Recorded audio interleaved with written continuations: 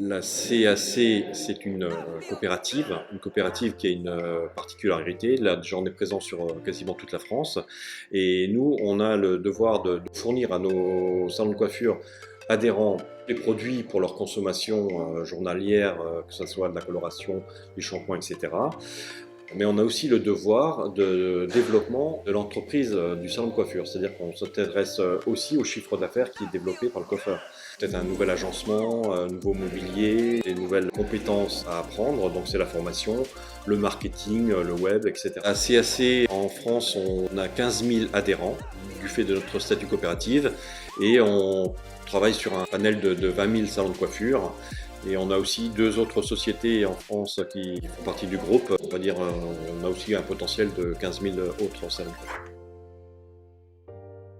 Alors pourquoi nous organisons des stages comme ça? On a à peu près 6 à 7 000 stagiaires tous les ans qui viennent nous voir pour acquérir une nouvelle compétence technique, une rentabilité, un nouveau geste. Et le fait de venir un stage un lundi ou un mardi, je peux mettre en application directement le mercredi. Donc j'ai une rentabilité très très rapide parce qu'en fait je vais avoir une nouvelle dynamique dans mon salon et je vais pouvoir recruter des nouvelles personnes, je vais peut-être pouvoir augmenter mes tarifs ou avoir des tarifs qui sont au moins à la valeur de ce que je fais.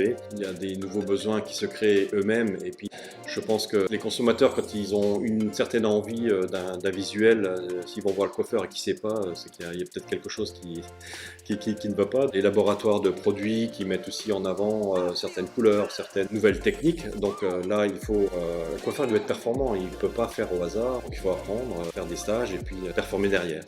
Dans les formations SILA, on aborde vraiment tous les domaines, c'est-à-dire que ça va à la fois du monde artistique, avec tout ce que ça comporte, la technique, la coiffure homme, la coiffure femme, le coiffage.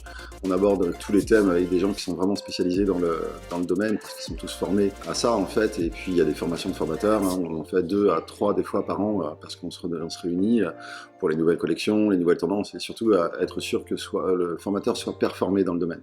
Les formations ont un but, c'est apprendre des techniques, soit se spécialiser dans quelque chose, soit s'améliorer ou alors revoir d'autres techniques ou découvrir des techniques nouvelles. Le but des formations est toujours d'améliorer le quotidien professionnel, à la fois dans une sorte de calcul de rentabilité ou de calcul de rapidité pour arriver plus vite au résultat, parce qu'on sait très bien que dans les salons de coiffure tout est timé et en fait le temps est une valeur super importante. Et en fait pour nous, la valeur ajoutée va être que le coiffeur puisse appliquer le lendemain ce qu'il a appris aujourd'hui. Bien sûr, il y a des choses qui demandent plus d'entraînement.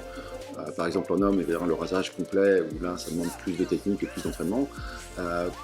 Il y a certaines spécificités, comme je parle par exemple au chignon, des montages, on a des stages qui s'appellent éclaircir, des stages techniques, où les montages sont peut-être simples à comprendre, mais il faut de l'entraînement pour pouvoir vraiment maîtriser le geste et surtout maîtriser tout ce qui est colorimétrie, etc. Et ça, c'est un système de réflexion, c'est pour ça qu'il y a plusieurs niveaux dans les formations. Mais notre leitmotiv en fait complet, c'est vraiment de pouvoir appliquer le lendemain ce qu'on apprend aujourd'hui. Le développement de la carrière du coiffeur, il commence avec un CAP, il commence très très jeune. Ensuite, il est confronté à la réalité. La réalité, c'est je travaille dans mon salon et je dois me diversifier. Et c'est là que justement, nous, on intervient aussi. Le diplôme, c'est le diplôme, mais la vie de salon, c'est quand même autre chose. Et donc, on leur apporte aussi quelque chose d'autre.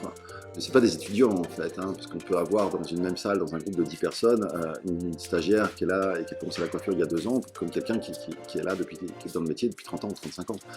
Le panel et le delta entre les âges et le professionnalisme est parfois très important, mais ça ne peut pas dire que celle qui a 3 ans de métier n'est pas forcément moins bonne que celle qui a 30 ans.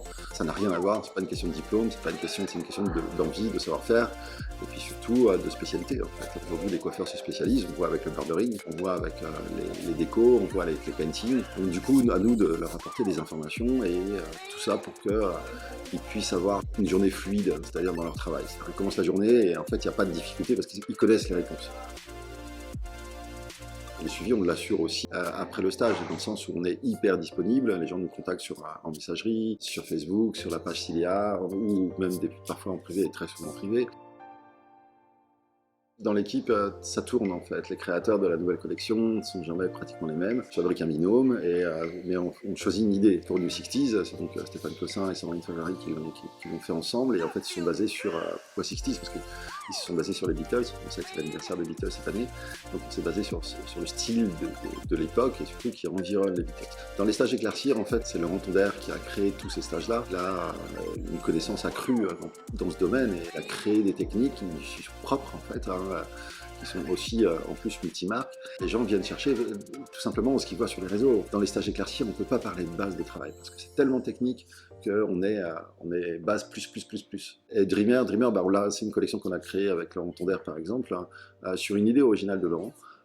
Qui voulait une certaine collection et moi je me suis occupé de la partie coupe qui est plus ma partie, Laurent qui est plus le technicien de l'équipe et en fait chacun de notre partie on a fait un shooting, il y a des très belles photos qui sont sorties, une très belle collection et on a un stage coupe couleur avec des outils, on a créé, par exemple il a créé des applications et moi j'ai créé mes techniques de coupe. Une fois qu'on a créé la collection et créé la formation, on propose à l'équipe ceux qui veulent l'animer, on leur fait une journée ou 2 journées de formation pour les former à cette collection. Une fois qu'ils sont formés à cette collection, on les valide ou pas. Donc, tous les formateurs qui donneront cette collection-là, par exemple, ont été validés parce qu'ils ont les compétences, ils ont les connaissances et surtout ils aiment. Le mot compétence, je ne sais pas s'il est vraiment adapté en fait. Dans la coiffure, en fait, on peut parler de spécialité. C'est-à-dire qu'on peut avoir les compétences dans un domaine, mais pas forcément dans les autres. C'est une question d'envie surtout, et puis d'amour du métier et d'amour de cette spécialité-là ou de cette compétence. Donc la compétence, elle est là, la compétence, on peut l'acquérir, l'amour du métier, l'amour de cette spécialité, c'est quelque chose qui appartient.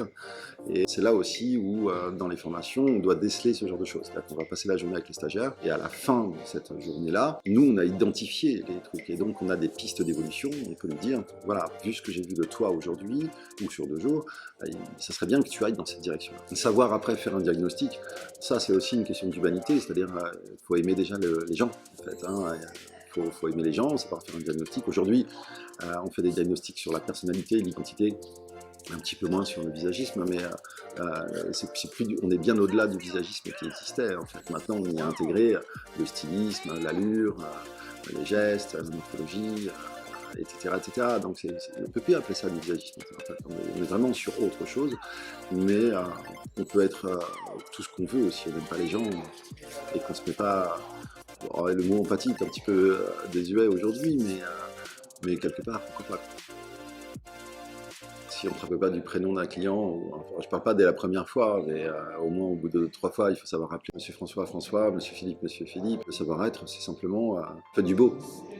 Notre métier, c'est de faire du beau, c'est notre mission. On parle des gens moches, les gens ils ne payent pas pour être moches, ils payent pour être beau, d'accord? Si vous n'inspirez pas le beau, le client a du mal à s'imaginer qu'il le sera. Si vous coupez avec élégance et un joli geste et une belle attitude, il peut s'imaginer qu'il aura une belle coupe. Savoir-être, c'est pas simplement pour soi, nous on travaille devant un miroir, faut pas l'oublier. Et nous on agit aussi, on a beaucoup de formations où on agit sur la posture, on agit sur le savoir-être, sur l'accueil, on a aussi la rhétorique. Je vois en Barbier utilise énormément la rhétorique pour pouvoir avoir un langage correct, essayer de ne pas avoir de doublons, donc essayer de s'enrichir au niveau du vocabulaire pour pouvoir parler de manière claire.